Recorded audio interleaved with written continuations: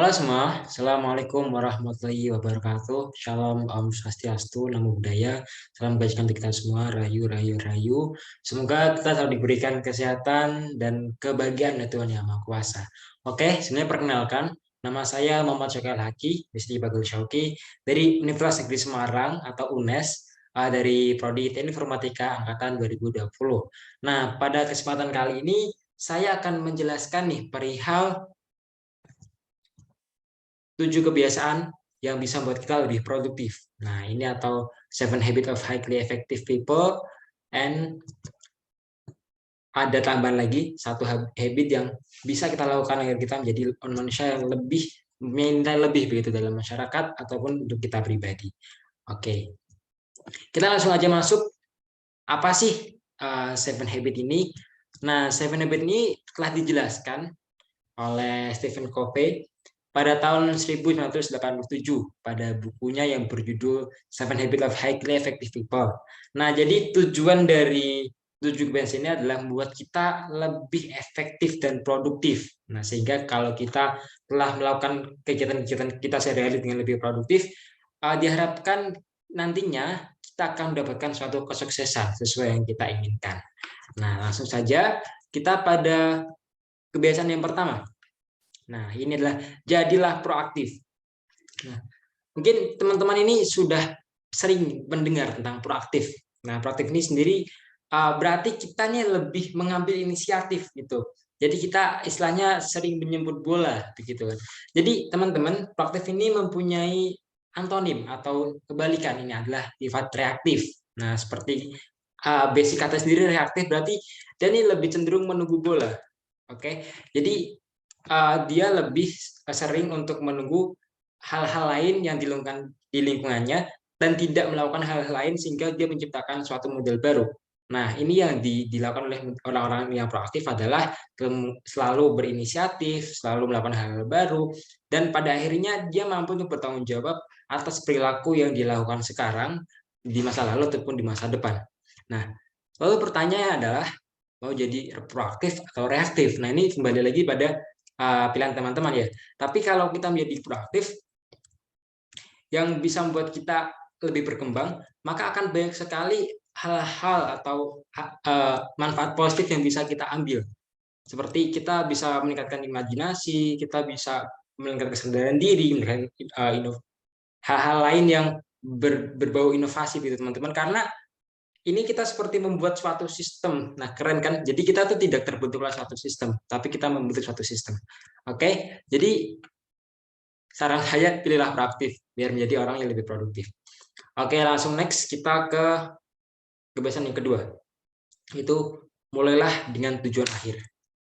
Nah, ini tentunya harus kita cermati bersama teman-teman. Jadi sebelum kita melakukan suatu hal, tentunya kita harus memikirkan nih, apa dasarnya, apa goals yang mau kita ambil.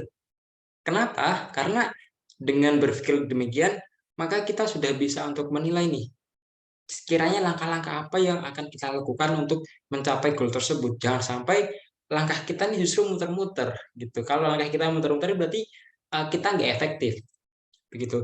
Jadi yang dimaksud adalah kita harus membayangkan secara imajinasi atau gambarannya untuk tujuan apa sih yang akan kita capai di esok hari. Dengan begitu maka perjuangan kita tadi saya bilang lebih terarah sehingga kita nggak capek-capek lagi. Itu kalau ke Jakarta ya udah kita contoh dari Semarang kita lewat Pantura gitu, nggak muter dulu lewat Jawa Timur nih. Kalau lewat Jawa Timur kan tadi nggak efektif. Oke, next kebiasaan yang ketiga adalah dahulukan yang utama. Nah, tentu sering kita dalam suatu webinar, motivasi atau lain-lain, kita selalu mengerti tentang dahulukan yang utama, skala prioritas. Oke, jadi apa sih sebenarnya? Nah, jadi yang dimaksud dengan skala prioritas adalah kita mendahulukan hal yang benar-benar utama agar kita tidak kacau balau dalam memanajemen waktu kita. Gitu. Tidak mungkin kita bisa langsung melakukan suatu hal secara sekaligus. Nah, makanya kita perlu nih untuk memanage hal-hal apa yang harusnya kita lakukan dengan waktu dan tenaga kita yang terbatas.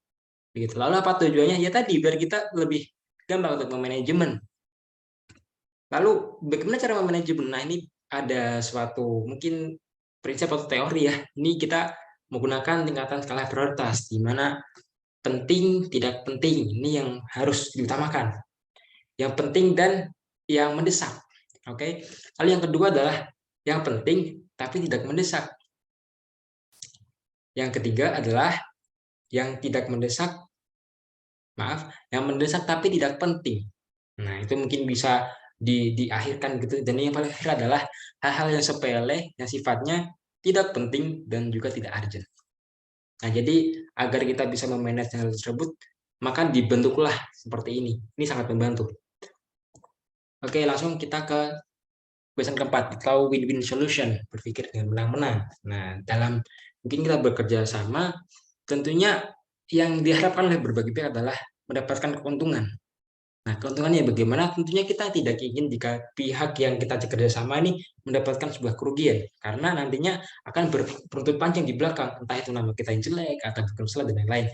Makanya kita harus berusaha berpikir win-win solution, di mana semua pihak mendapatkan keuntungannya masing-masing, atau mungkin kita bisa sebut dengan simbiosis mutualisme. Oke, dengan berpikir menang-menang, maka akan buat kita nih lebih banyak mendapatkan relasi dan hal-hal lainnya. Jangan sampai kita dengan ketika berkelompok atau melakukan kerjasama dengan lain, kita berpikir picik begitu ya, berpikir picik sehingga nantinya ke belakangnya image kita mungkin atau instansi yang kita bawa itu justru mendapatkan nilai-nilai buruk gitu. Oke, jadi ada 4 dimensi interaksi nih. Jadi tadi kan ini sifatnya kita berkomunikasi dan berinteraksi dengan orang lain. Nah, ada yang di dimensi menang kalah. Ini contohnya ya mungkin ini bullying, begitu mungkin ada senior junior gitu kan. Lalu ada menang-menang. Ini contohnya permusuhan Pancasila di mana semua pihak mendapatkan kemenangan. Nah, ini kalah-kalah contoh dalam perang nih, aja perang dunia kedua. Mungkin pihak yang menang pun mendapatkan keuntungan yang merugikan, dan sebenarnya itu kalah juga karena nggak ada yang menang dalam perang. Lalu dimensi kalah menang ini adalah ketika orang tua dengan anak. The next, kita lalu berusaha memahami baru dipahami. Nah, ini mungkin wajar banget kalau kita ingin dipahami, kita juga harus memahami. Ini kayak apa ya, relasi atau berbalikan aja karena saling berhubungan begitu. Manusia sendiri kan kalau ingin dihormati ya biasanya kita harus menghormati orang lain begitu. Itu hal yang sangat wajar. Makanya sebelum kita melakukan apa-apa, kita juga harus memperbaiki diri kita masing-masing nih. Oke, jadi jangan sampai kita menuntut apa yang sekiranya tidak pernah kita lakukan. Jadi contoh kita menuntut orang lain buang sampah sembarangan, tapi orang lain tuh lihat kita tuh nggak pernah buang sampah sesuai tempatnya, begitu. Jadi kita sama aja. Nah, yang menjadikan salah satu tokoh agama Nabi Muhammad itu sangat spesial adalah yaitu salah satunya karena dia bukan hanya pintar ngomong tapi melakukannya secara langsung begitu. Jadi orang-orang yang lebih simpatik sehingga Nabi Muhammad jadi tokoh yang disegani. Oke, next kita ke wujudkan sinergi. Nah, ini sama dengan tadi, kita juga harus mewujudkan sinergi dalam kerja kelompok. Kenapa harus mewujudkan sinergi? Ya tadi, karena agar potensi yang kita miliki ini semuanya keluar, sehingga kita benar-benar all out dalam suatu mungkin proyek, sehingga proyek itu dapat berjalan dengan baik. Next, ini kebiasaan ketujuh, itu mengasah gergaji. Yang dimaksud mengasah gergaji apa? Ini adalah kontinuitas. Waduh, belibet banget bacanya ya. Seperti itu. Jadi dalam mengasah gergaji ini kita harus selalu menggali potensi kita, mengasah kemampuan kita, agar kemampuan kita nih jadi lebih baik. Mungkin kalau teman-teman suka bola, kita lihat aja bisa Ronaldo, mungkin potensinya kalah jauh ya, tapi dengan kerja kerasnya dia bisa menjadi orang yang sangat seperti itu, sangat sukses seperti itu kan dalam bidangnya masing-masing. Lalu yang kedelapan adalah dan terakhir, menemukan suara panggilan jiwa Anda dan mengilhami orang lain untuk menemukan suara panggilan jiwa mereka. Nah, jadi dalam hal ini sendiri, kita juga tidak bisa berpikir untuk kita sendiri, tapi juga memberikan manfaat untuk orang lain. Contoh aja sebagai pemimpin, kan ada kata-kata yang bilang, pemimpin itu tidak menciptakan pengikut, tapi pemimpin menciptakan pemimpin lainnya. Gitu. Jadi kita juga harus menebarkan berbagai manfaat untuk orang lain, sehingga kita bisa mendapatkan manfaat itu dari mereka sendiri. Oke, mungkin itu aja penjelasan dari saya mengenai 7+1 kebiasaan ini. Maaf jika ada kesalahan kata, semoga kita semua bisa mendapatkan hikmah dari materi ini. Oke, wassalamualaikum warahmatullahi wabarakatuh.